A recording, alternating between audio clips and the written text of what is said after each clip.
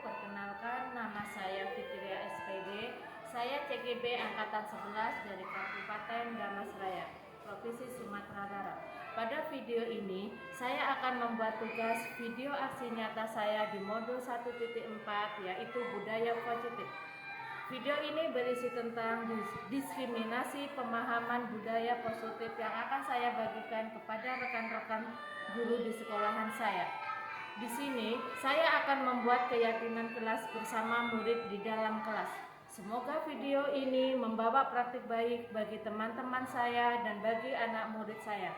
Terima kasih. Assalamualaikum warahmatullahi wabarakatuh. Assalamualaikum warahmatullahi wabarakatuh.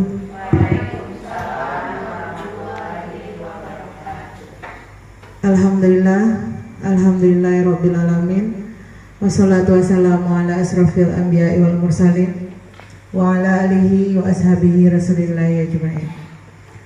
Pertama dan utama sekali, marilah kita panjatkan puja dan puji syukur kita kehadirat Allah Subhanahu wa taala, yang mana berkat rahmat dan hidayahnya kita masih diberi kesempatan untuk berkumpul di ruangan ini dalam rangka menyebarkan pemahaman dan penerapan budaya positif yang akan disampaikan oleh Ibu Fitria SPD selaku CGP Angkatan 11 Kabupaten Damasraya. Selanjutnya, sholawat beserta salam tidak lupa pula kita hadiahkan kepada junjungan kita, yakni Nabi besar Muhammad SAW, yang telah membawa umatnya dari zaman kegelapan menuju zaman yang terang benderang, yang berilmu pengetahuan yang kita rasakan pada saat sekarang ini. Yang sama-sama kita hormati Bapak Kepala UPT SDN 11 Priu, yang sama-sama kita hormati Ibu Fitria selaku CGP Angkatan 11, yang sama-sama kita hormati Ibu-ibu Majelis Guru beserta karyawan-karyawati SDN 11 Priu. Baiklah, saya di sini sebagai pembawa acara, tidak akan perpanjang kata-kata mukadimah. Langsung saja kita beri kesempatan kepada Ibu Fitria selaku CGP Angkatan 11 Kabupaten Damasraya untuk menjelaskan sedikit tentang bagaimana menyebarkan pemahaman dan penerapan budaya positif. Kepada Ibu, kami persilakan.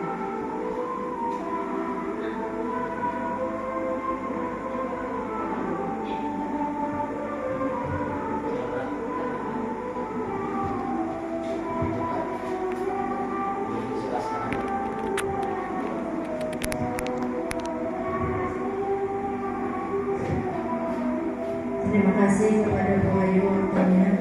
Baiklah, Assalamualaikum warahmatullahi wabarakatuh.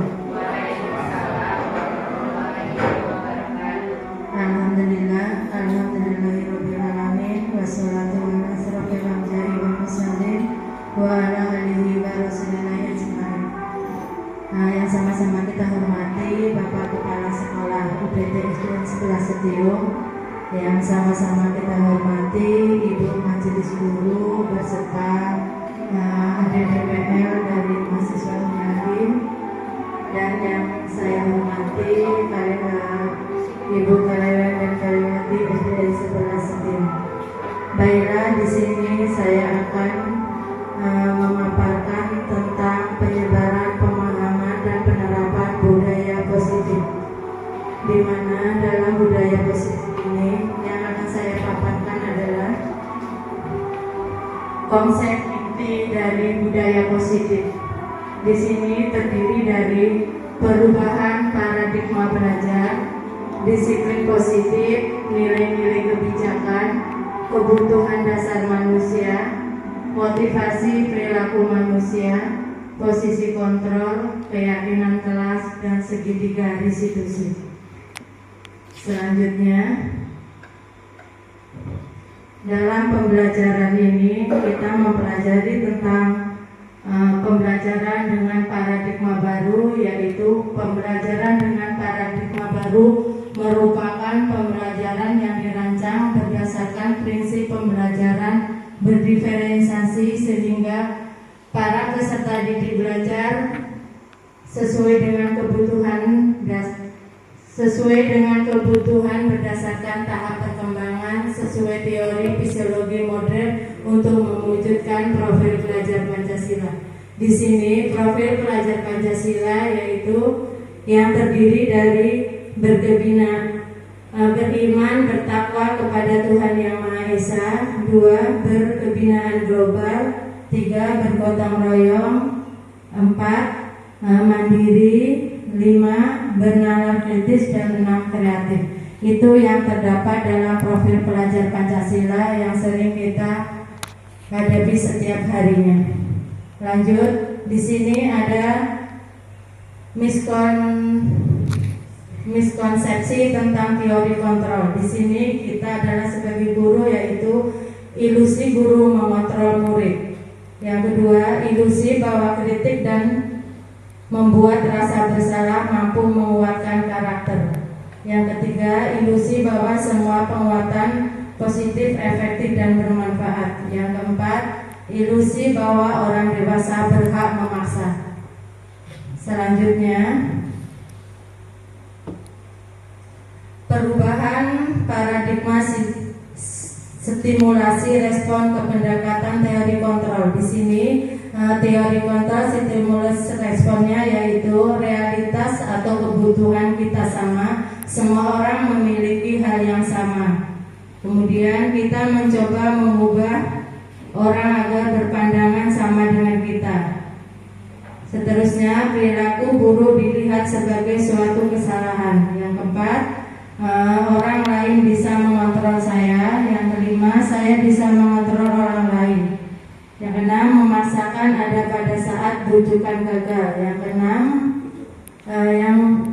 model berpikir menang atau kalah. Itu yang stimulus respon. Sedangkan yang teori kontrol adalah realitas atau kebutuhan kita berbeda.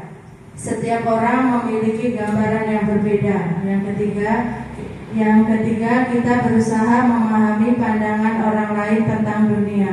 Yang keempat, semua perilaku memiliki tujuan. Yang kelima, hanya ada yang bisa mengontrol diri Anda. Yang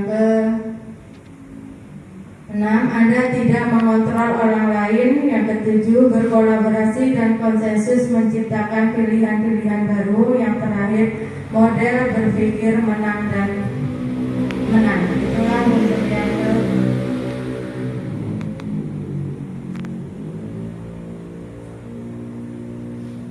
sebelum melakukan disiplin positif, ibu-ibu semua mungkin sudah memahami disiplin positif yang kita terapkan kepada anak-anak didik semua.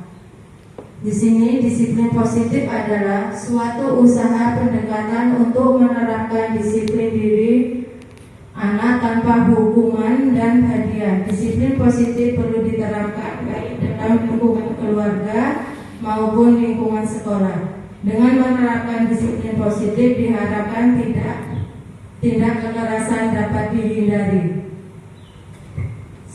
Sebagai seorang pendidik, tujuan kita adalah menciptakan peserta didik yang memiliki disiplin diri sehingga mereka berperilaku mengacu pada nilai-nilai kebijakan universal dan memiliki motivasi intrinsik dalam perubahan perilaku yang lebih baik.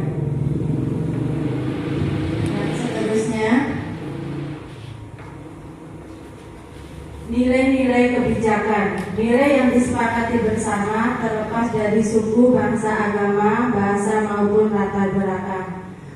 Contoh dari nilai kebijakan institusi atau organisasi yaitu beriman dan bertakwa terhadap Tuhan Yang Maha Esa dan berakhlak mulia, berkebinaan global, gotong royong, mandiri, kreatif, dan bernalar kritis. Dan seterusnya, toleransi, rasa hormat, integritas, mandiri, menghargai, antusias, empati, keingintahuan, kreativitas, kerjasama, percaya diri, dan komitmen. Yang terakhir, dapat dipercaya lurus hati, mendengar, aktif, tidak merendahkan orang lain, dan memberikan yang terbaik bagi diri kita. Selanjutnya, kebutuhan dasar manusia. Kebutuhan dasar manusia di sini adalah segala sesuatu yang kita lakukan untuk mendapatkan apa yang kita inginkan. Seluruh tindakan yang kita lakukan memiliki tujuan tertentu dalam semua usaha terbaik yang kita lakukan adalah dalam rangka agar kebutuhan dasar kita dipenuhi dengan baik. Itulah kebutuhan dasar manusia.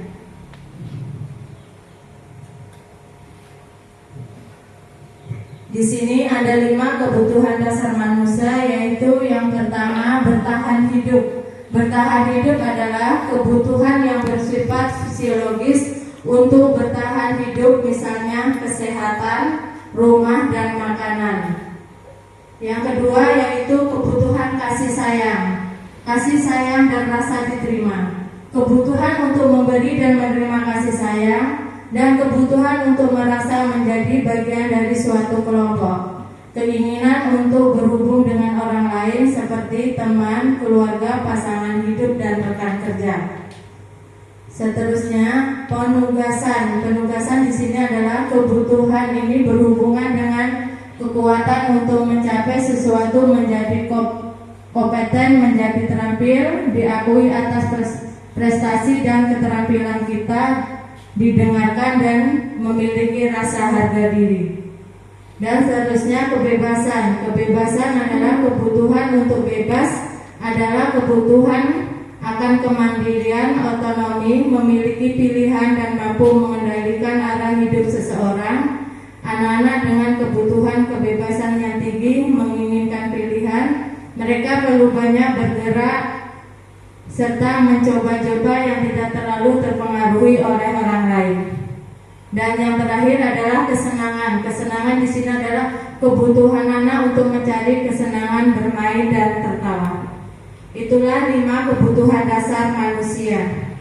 Dan selanjutnya, motivasi perilaku manusia. Di sini motivasi perilaku manusia yaitu motivasi intrinsik yang ada pada dalam diri kita, yaitu untuk menghindari ketidaknyamanan atau hukuman. Terus untuk mendapatkan imbalan atau penghargaan dari orang lain. Sedangkan motivasi intrinsik di sini yaitu untuk menjadi orang yang mereka inginkan dan menghargai diri sendiri dengan nilai-nilai percaya diri.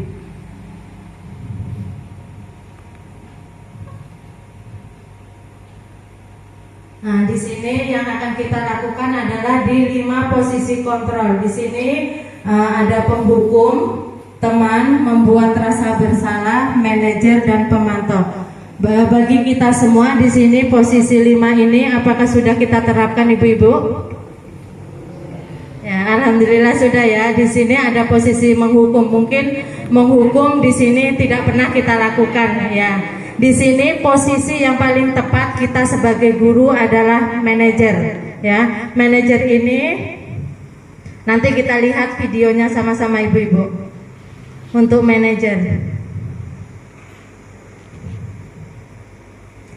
bagaimana posisi kita? Sebelum masuk ke materi selanjutnya, Ibu-ibu semua mari kita ice breaking bersama-sama untuk menekan apa kita ya. Setelah itu kita masuk ke materi kita.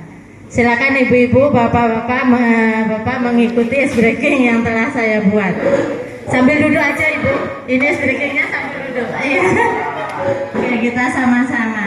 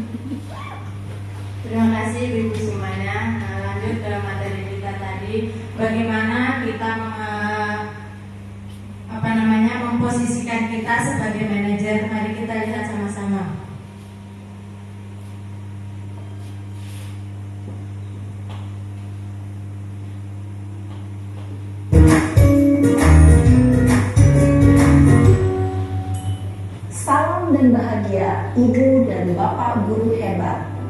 Pada video kali ini kita akan membahas tentang salah satu program disiplin positif yang diterapkan di lingkungan sekolah yang dikenal dengan nama restitusi.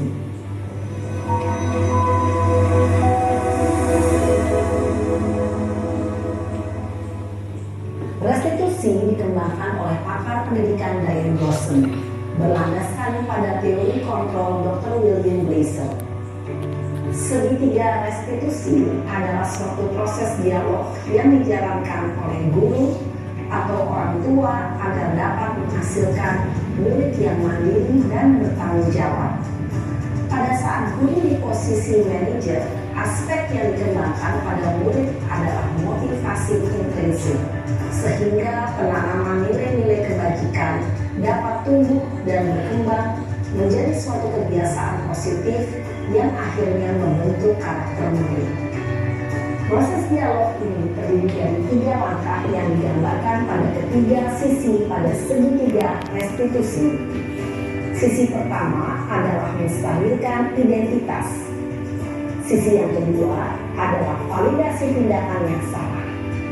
Dan sisi yang ketiga adalah menanyakan keyakinan. Ibu dan Bapak guru, berikut ini akan ditunjukkan bagaimana seorang guru berada dalam posisi manajer menggunakan penerapan segitiga restitusi.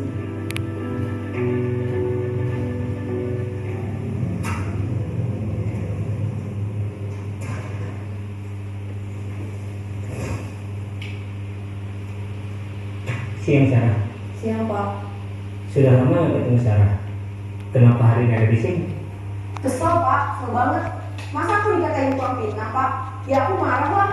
Aku balik ngatain Eka di depan kelas. Kesel banget. Oh begitu. Ya pasti kamu marah dan kesal. Bapak juga akan marah apabila ada yang menuduh Bapak seperti itu.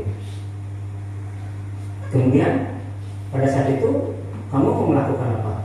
Ya saya langsung ngatain Eka lah Pak. Kesel banget. Saya bentak-bentak dia di depan teman-teman lain. Oh begitu. Pasti kamu melakukan seperti itu karena suatu alasan tertentu kan? Iyalah, masa saya diam saja Pak? Ya saya bela diri lah. Masa saya dituduh tukang fitnah? Ya wajar lah. Mempertahankan harga diri itu sesuatu yang penting buat kamu. Untung kamu tidak bertindak lebih gegabah lagi, hanya membentak-bentak. Iya Pak.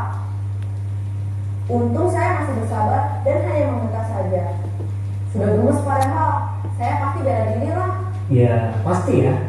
Tapi kamu memilih untuk tetap bertahan dan bersabar.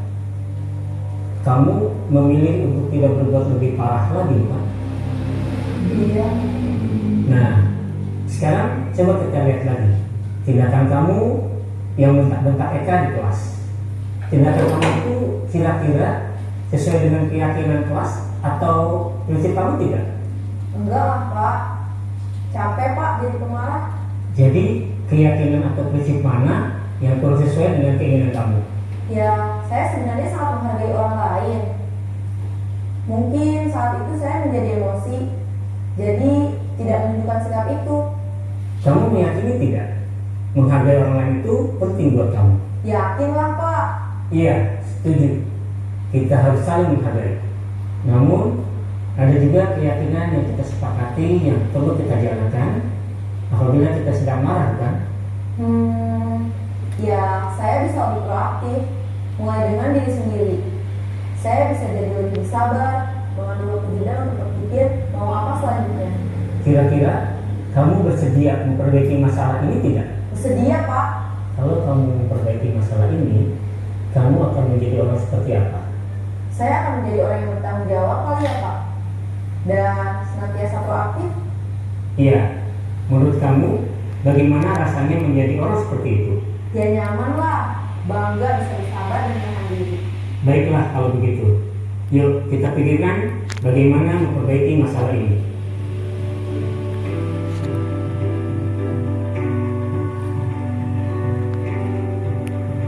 Ibu dan Bapak guru hebat, baru saja kita menyaksikan contoh bagaimana seorang guru berada dalam posisi manajer menggunakan penerapan segitiga restitusi. Mari kita bahas satu persatu. Pada sisi pertama, menstabilkan identitas berdasarkan pada prinsip bahwa membuat kesalahan adalah bagian dari proses pembelajaran. Sisi pertama dari segitiga ini berperan menggeser identitas murid dari identitas gagal ke identitas sukses. Murid yang sedang bertingkah laku yang tidak pantas atau menarik diri saat itu sedang mengalami identitas gagal. Bila kita mengkritiknya, maka posisinya tidak akan berubah. Kita bisa mengajukan pernyataan-pernyataan ini. 1. Membuat kesalahan sesuatu yang wajar. 2. Manusia tidak ada yang sempurna. 3. Kita bisa memperbaiki masalah ini. 4. Saya tidak menanyakan kesalahannya. Saya lebih fokus bagaimana memperbaiki masalah ini. 5. Apakah saat ini kamu telah menjadi orang yang baik untuk dirimu sendiri?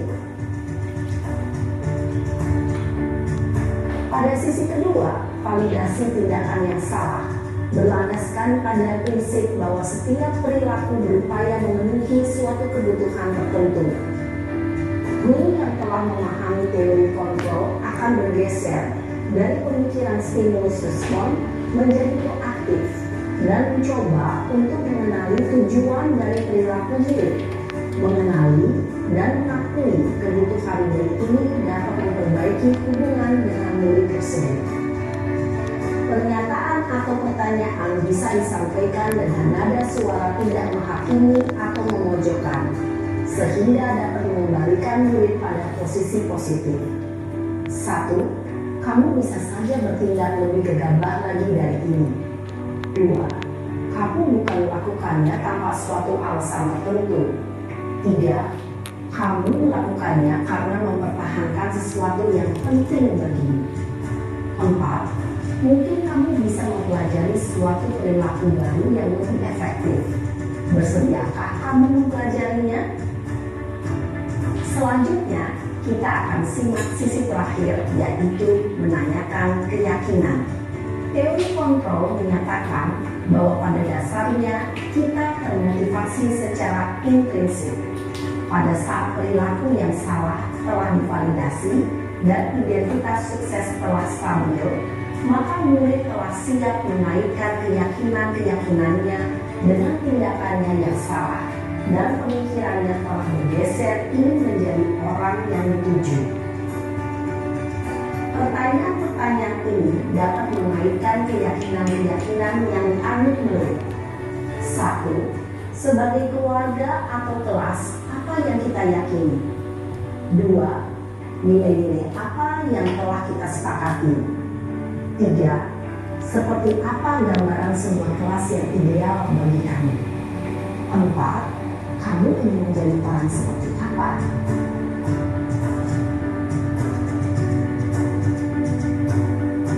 Dalam menerapkan segitiga restitusi, perlu diperhatikan beberapa hal, yaitu 1. Perilaku yang salah perlu dikaitkan dengan nilai-nilai atau keyakinan-keyakinan yang telah disepakati atau dituju. 2. Kesediaan orang yang melakukan kesalahan untuk memperbaiki masalah. 3. Pemecahan masalah sebisa mungkin relevan atau memiliki hubungan dengan masalah yang ada. 4. Usaha. Perlu adanya suatu usaha perbaikan dari pihak yang berbuat kesalahan. 5. Waktu. Perlu didedikasikan waktu dari pihak yang berbuat kesalahan. Tanyakan kapan akan mulai dilakukan usaha untuk memperbaiki masalah.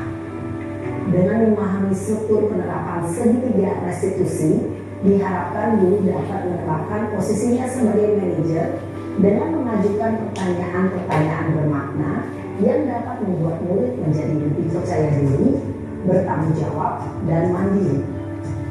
Nah, ibu bapak guru perlu tidaknya mengikuti ketiga tahapan dalam segitiga restitusi bergantung pada ringan beratnya suatu permasalahan. Misalnya, bila permasalahan tersebut ringan, maka tidak perlu dijalankan secara berurutan, Bahkan bisa semudah menanyakan apa keyakinan yang kita sepakati. Dengan menjalankan segitiga restitusi, dengan mengajukan pertanyaan-pertanyaan bermakna, diharapkan murid menjadi lebih kuat secara pribadi, dapat membuka wawasan diri agar dapat menyelesaikan permasalahannya sendiri, semakin percaya diri, mandiri, dan bertekad. Salam dan bahagia, Ibu Bapak Guru hebat.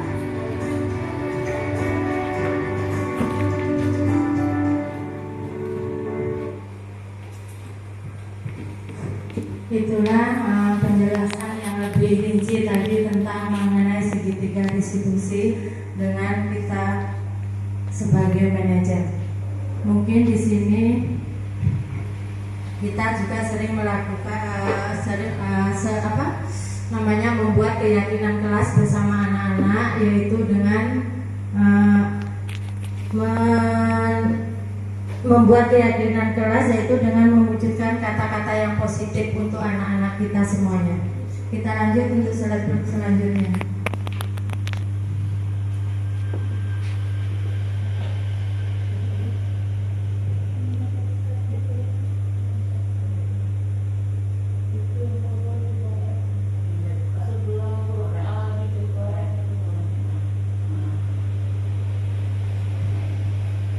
Dan Bapak Ibu tadi sudah diterangkan tentang posisi kita sebagai guru adalah posisi manajer. Di sini posisi manajer menanyakan kepada anak, tapi tidak langsung mendikte anak itu bersalah. Setelah itu anak akan mengakui kesalahannya dan kita sama-sama mencari solusinya.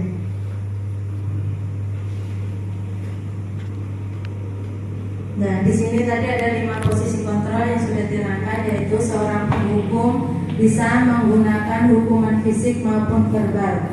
Orang-orang yang menjalankan posisi menghukum senantiasa mengatakan bahwa sekolah memerlukan sistem atau alat yang dapat lebih menekan murid-murid dalam lagi. Yang kedua, membuat merasa bersalah. Pada posisi ini biasanya guru akan berusaha lebih lembut, membuat rasa bersalah, akan menggunakan keheningan yang membuat orang lain merasa tidak nyaman, bersalah, atau rasa rendah diri. Mungkin ini yang sering kita pakai karena kita ya ibu-ibu. Kadang kalau kita semakin menanyakan ke anak, semakin kita keras, anak itu tidak menjawab. Tapi kalau kita menanyakan dengan suasana lembut, kata-kata lembut, mungkin anak akan mengakui kesalahannya apa yang telah dilakukan. Seterusnya, kita sebagai guru yaitu menjadi teman. Di sini, guru pada posisi ini tidak akan menyakiti murid, namun akan tetap berusaha mengontrol murid melalui persuasi. Posisi teman pada guru bisa negatif ataupun positif. Positif di sini berupa hubungan baik yang terjalin antara guru dan murid.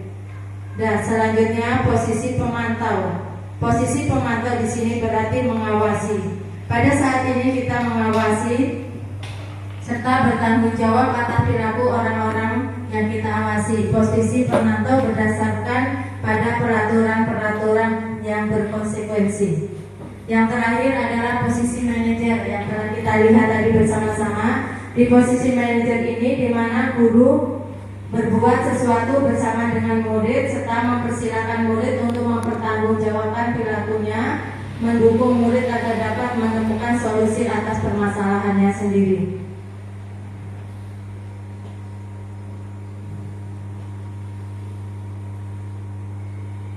Membuat keyakinan kelas. Mungkin ibu-ibu semuanya sebelum pembelajaran kita laksanakan, mungkin semua kelas kita membuat keyakinan kelas. Di sini keyakinan kelas adalah prinsip atau nilai yang dipegang oleh suatu kelompok atau komunitas dalam konteks pendidikan. Ini mencakup komitmen untuk saling menghormati, bekerja sama, bertanggung jawab, berusaha maksimal, dan mendukung pembelajaran aktif. Keyakinan ini diciptakan lingkungan yang positif dan kondusif untuk pertumbuhan bersama.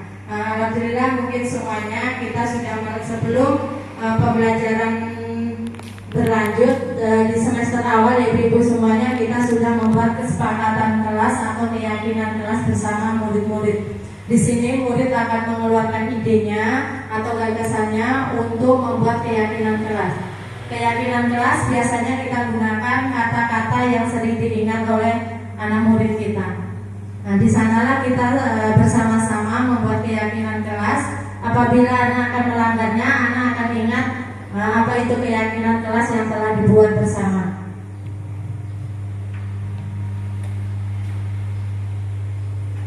Jadi pembentukan keyakinan kelas yaitu bersifat abstrak, 2 berupa pernyataan universal, dibuat dalam pernyataan positif, 3 sedikit saja agar mudah diingat, yang keempat sesuai dengan kondisi kelas dan sekolah sehingga mudah diterapkan, yang 5, yang terakhir semua warga sekolah, warga kelas dilibatkan saat membuat keyakinan kelas.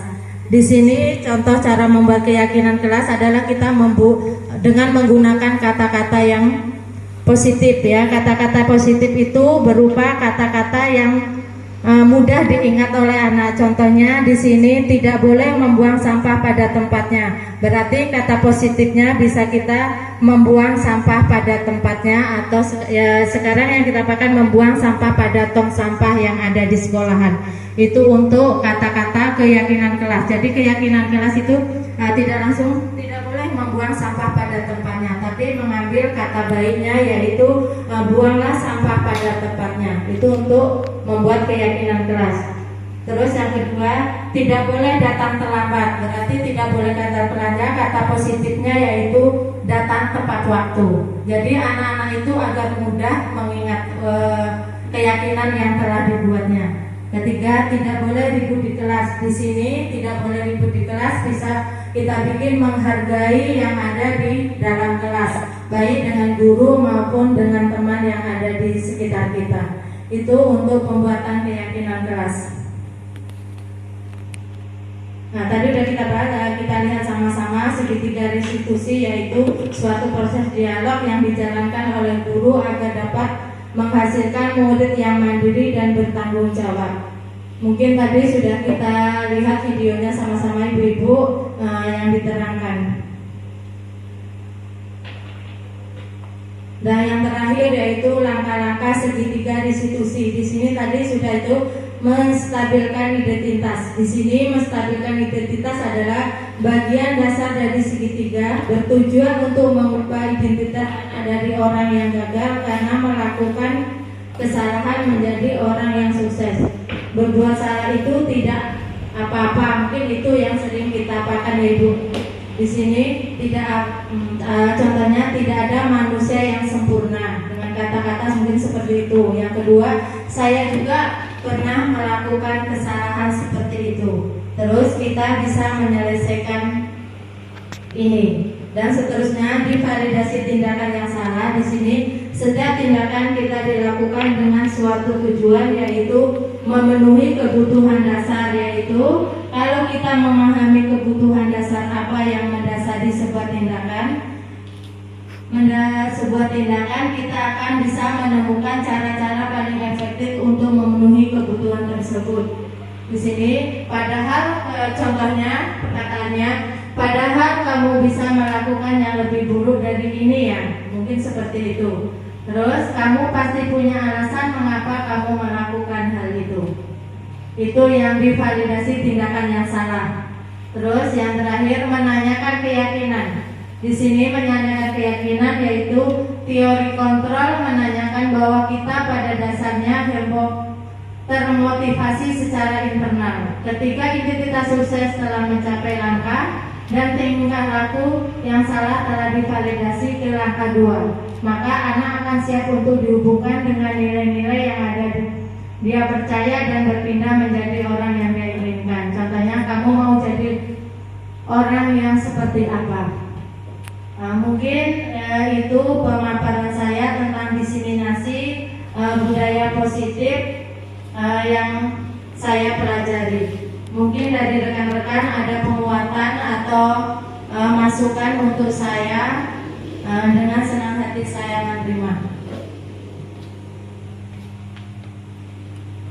Mungkin demikianlah tadi apa saya tadi diseminasi langkah-langkah posisi kontrol, yaitu tentang segitiga restitusi. Untuk itu saya akhiri. Wabillahi taufiq wal hidayah. Assalamualaikum warahmatullahi wabarakatuh. Saya kembalikan lagi.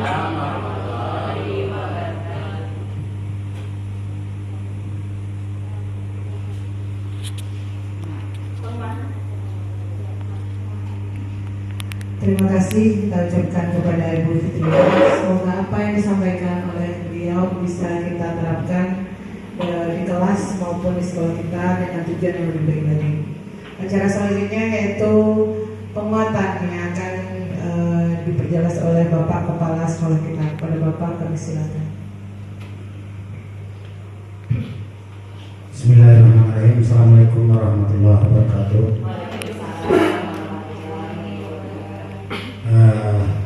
Sebelumnya terima kasih atas waktu yang diberikan kepada saya.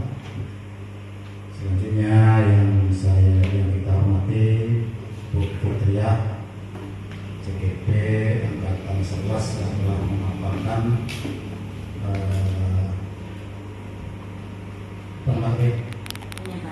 penyebaran pemahaman budaya positif seperti yang telah kita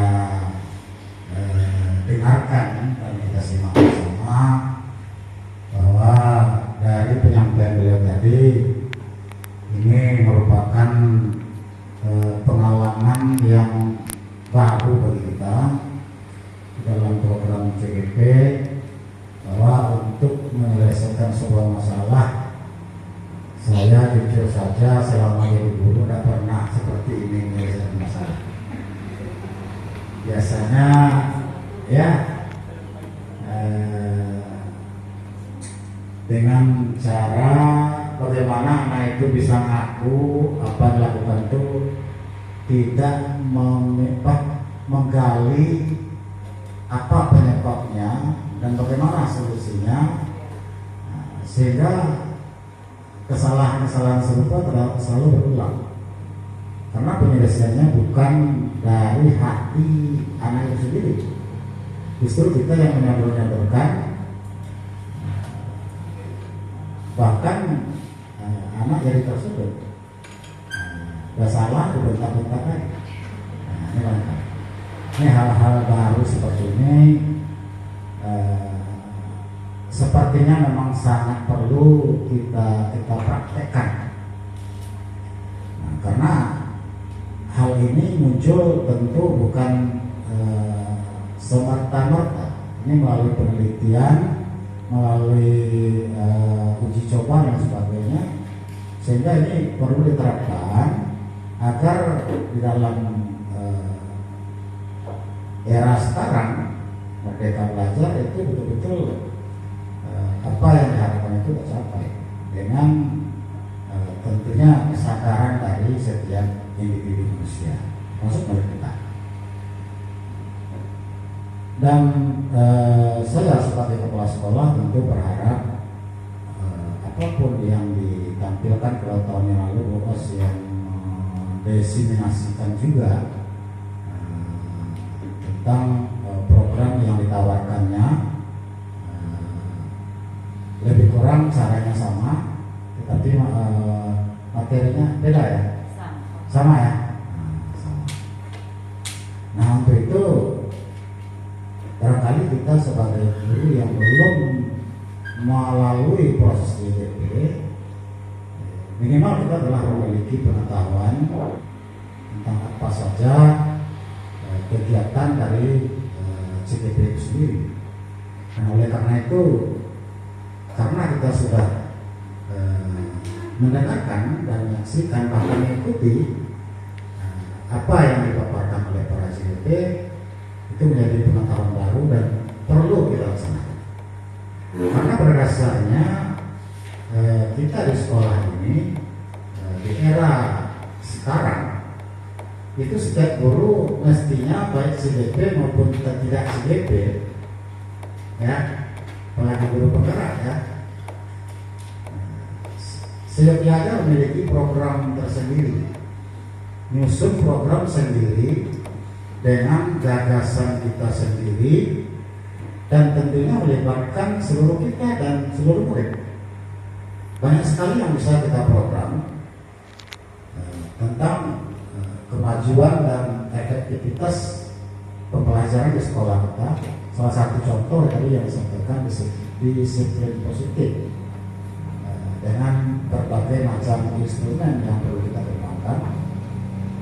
Itu merupakan induknya. Kalau sudah disiplin positif ini dapat terapkan, tentu saja apa yang ingin kita targetkan akan mudah dicapai.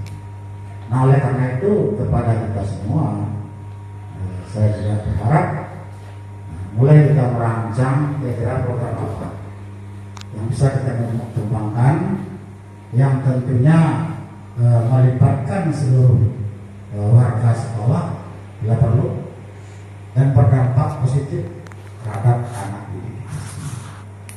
Ya, mungkin itu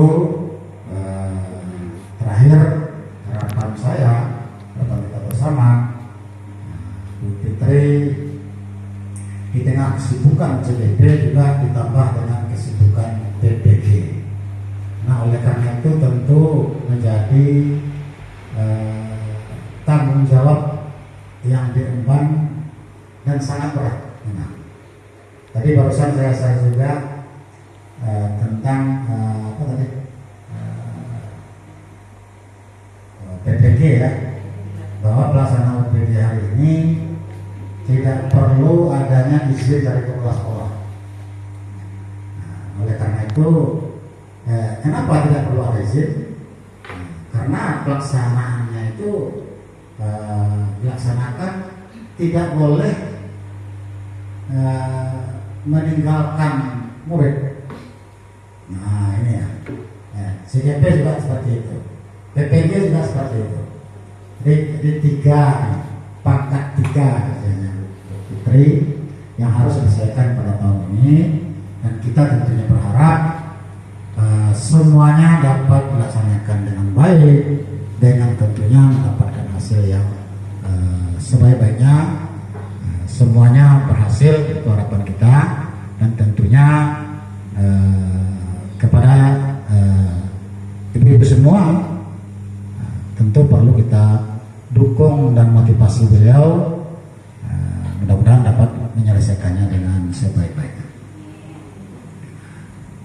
Dan tentunya juga perlu dijaga kesehatan waktu ya.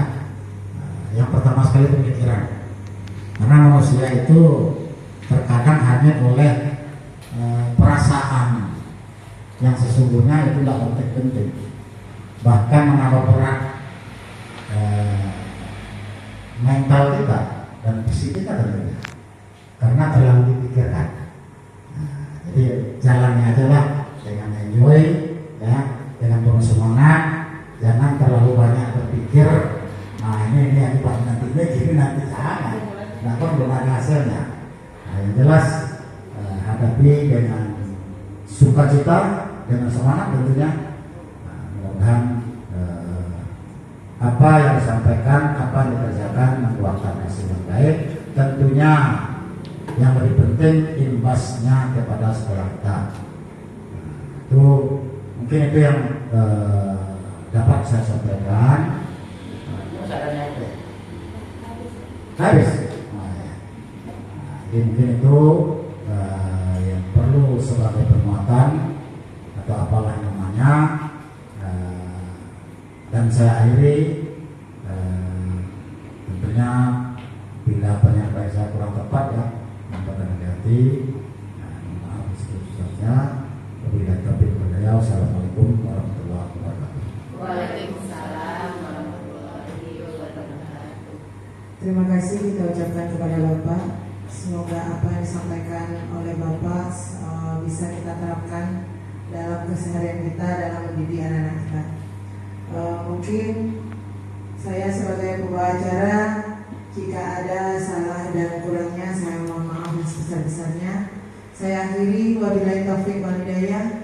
Wassalamualaikum warahmatullahi wabarakatuh. Waalaikumsalam warahmatullahi wabarakatuh. Sampai jangan.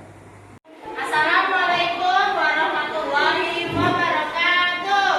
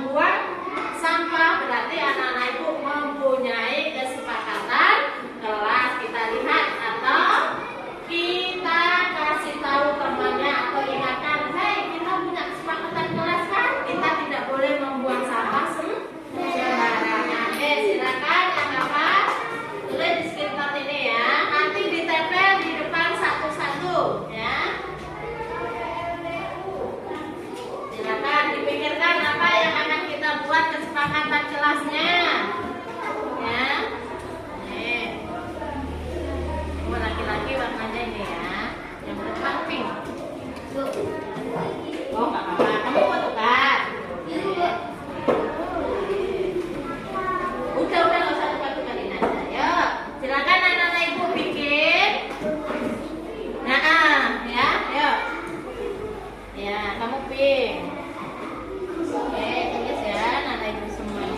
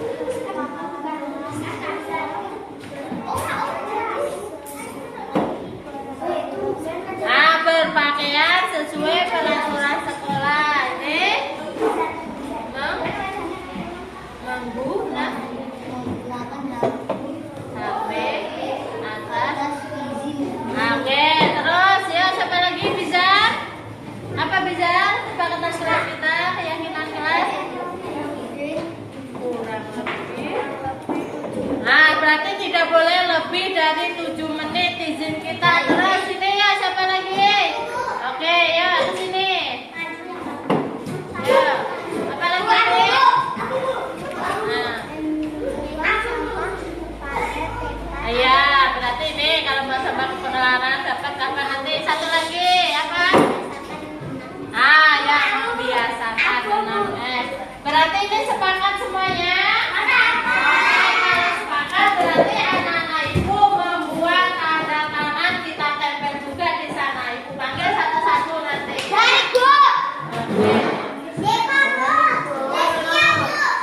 Tunggu ibu bikin namanya.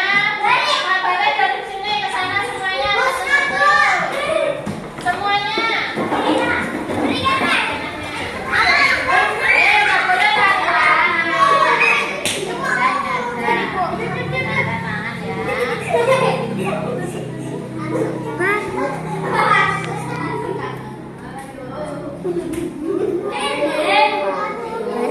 Berapa semuanya? 4, 5, 6, 7,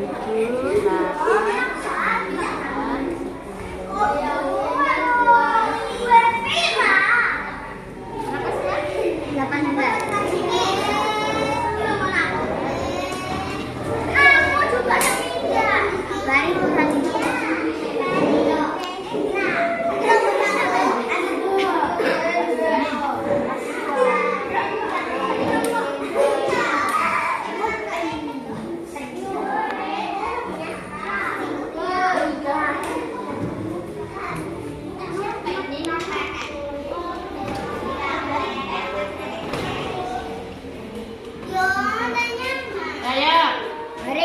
kamu dulu. Nggak boleh ribut. Sini tanda tangannya boleh. Sini Bu. Iya. Nah, langsung nomor 2. Sudah. Yang udah boleh duduk, yang nomor 2 udah duduk. Iya, minjam. Kasih sini. Dari sini tanda tangannya. Nah, ya, langsung duduk yang udah.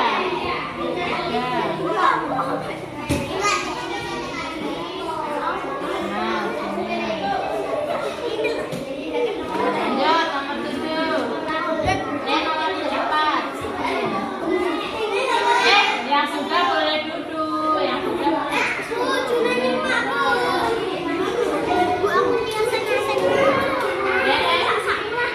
Ya, terus